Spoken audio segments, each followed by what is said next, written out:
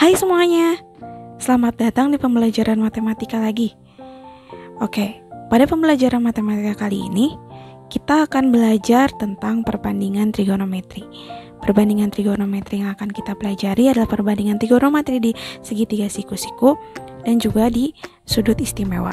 Juga kita akan membahas soal-soal tentang perbandingan trigonometri.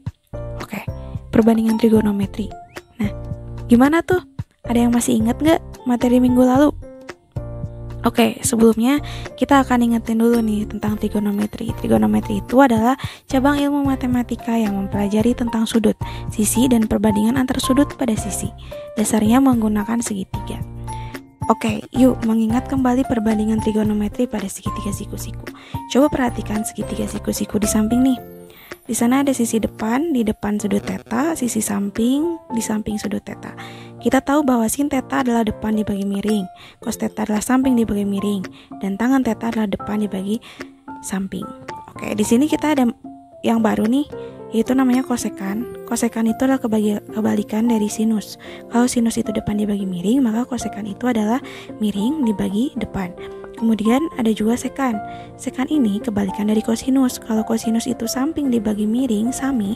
Nah, sekan ini adalah miring dibagi samping, misa. Terus ada juga tangan. Ekotangan yang kebalikan dari tangan. Kalau tangan itu desa, depan dibagi samping, maka kotangan adalah sade, samping dibagi dengan depan. Seperti itu. Oke, sekarang kita belajar perbandingan trigonometri pada sudut istimewa. Yang dimaksud dengan sudut istimewa adalah sudut-sudut seperti 0 derajat, 30 derajat, 45 derajat, 60 derajat, dan 90 derajat. Sudut-sudut tersebut dikatakan istimewa karena mempunyai nilai perbandingan trigonometri yang spesifik. Sudut istimewa adalah sudut yang perbandingan trigonometrinya dapat dicari tanpa memakai kalkulator atau tabel matematika, yaitu seperti 0 derajat, 30 derajat, 45 derajat, 60 derajat, dan 90 derajat. Ya, next time akan dikasih tahu gimana caranya ngafalin sudut-sudut istimewa ini.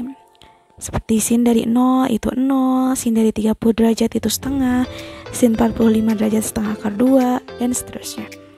Oke, yang selanjutnya ada perbandingan trigonometri dalam kuadran nih. Sudut dalam suatu lingkaran memiliki rentang antara 0 derajat sampai 360 derajat. Sudut tersebut dibagi menjadi 4 kuadrat nih guys, biar kalian tahu ya. Dengan masing-masing kuadrat memiliki rentang sebesar 90 derajat. Jadi dalam satu lingkaran itu dibagi 4. Ada kuadran 1 di mana semuanya itu bernilai positif. Rentangnya 0 sampai 90 derajat dengan nilai sin, cos, dan tan-nya positif. Jadi di sana nilai sin, cos, tan adalah positif di kuadran 1. Kemudian juga ada di kuadran 2, rentang sudutnya dari 90 derajat sampai 180 derajat. Ini nilai cos dan tan-nya itu negatif tapi sin-nya positif. Kemudian ada juga di kuadran 3 yang memiliki rentang sudut di antara 180 derajat sampai 270 derajat dengan nilai sin dan cos-nya negatif tapi tangannya positif. Kemudian di kuadran 4 memiliki rentang sudut dari 270 derajat sampai 360 derajat dengan nilai sin dan tan-nya itu negatif tapi nilai cos-nya adalah positif. Gitu. Jadi di sini kalian mengenal yang namanya kuadran. Dalam satu lingkaran itu dibagi 4. Ada kuadran 1, kuadran 2, kuadran 3, dan juga kuadran 4. Di kuadran 1, semua nilai sin, cos, tan, sekan, kosekan, dan kotangannya itu bernilai positif. Tapi kalau di kuadran 2, nilai sin itu adalah positif, sementara cos tan-nya itu adalah negatif, atau sin dengan kosekan, yaitu kebalikan dari sin, itu bernilai positif, sisanya negatif semua di kuadran 2. Kemudian di kuadran 3, cuman tangan dan kotangan yang positif, yang lainnya adalah negatif. Kemudian di kuadran 4, hanya kosinus dan sekan saja yang positif, tapi yang lainnya bernilai negatif. Oke, ini ya. Seperti itulah perbandingan trigonometri dalam kuadran. Nanti lebih lengkapnya kita akan pelajari lebih dalam lagi tentang materi ini ya. Oke, sekarang kita ngebahas dulu yuk, ngebahas soal. Oke, di sini kita ada soal nih, diketahui segitiga siku-siku ABC, siku-siku di B dengan besar sudut C-nya 60 derajat, sisi miringnya 12 cm. Yang ditanyakan adalah AB dan juga BC. AB itu adalah sisi depan, sementara BC itu adalah sisi samping nih. Untuk mencari sisi depan, kita bisa menggunakan sinus, karena sin itu adalah depan dibagi miring. Kita tahu miringnya berapa, kita tahu sin 60 derajat itu adalah setengah akar 3 dari tabel sudut istimewa. Kemudian untuk mencari nilai BC, karena BC itu adalah sisi samping, kita bisa menggunakan kosinus. Sisi sampingnya itu kan kita gak tahu, sisi miringnya kita tahu 12 cm, terus cos 60 dilihat dari tabel sudut istimewa adalah setengah. Cos 60 itu adalah setengah, jadi setengah sama dengan BC nya belum tahu per 12 sisi miring, jadi BC nya adalah setengah kali 12 yaitu 6, kayak gitu ya cara nyarinya, simpelnya.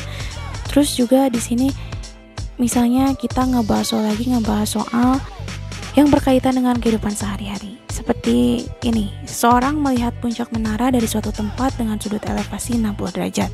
Jika diketahui tinggi menara adalah 90 meter, maka tentukan jarak orang tersebut ke kaki menara. Nah, posisi orang adalah di A, sementara jarak orang ke menara adalah sisi AB.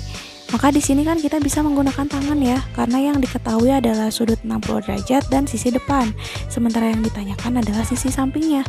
Hubungan depan dengan samping adalah tangan, yaitu depan dibagi samping. Maka tangan 60 derajat adalah sisi depan dibagi sisi samping. Sisi depannya BC, sisi sampingnya AB. Tangan 60 derajat seperti yang kita tahu di tabel trigonometri sudut istimewa adalah akar 3. Berarti akar 3 sama dengan BC-nya kita tahu 90 meter, AB-nya belum tahu. Mari kita cari tahu dengan menghitungnya. Berarti AB itu sama dengan 90 dibagi akar 3. AB sama dengan 90 dibagi akar 3. Dirasionalkan ya, jadi dikali akar 3 per akar 3. Jadi AB-nya itu adalah 90 akar 3 dibagi 3. Berarti jarak orang tersebut ke kaki menara adalah 30 akar 3 meter.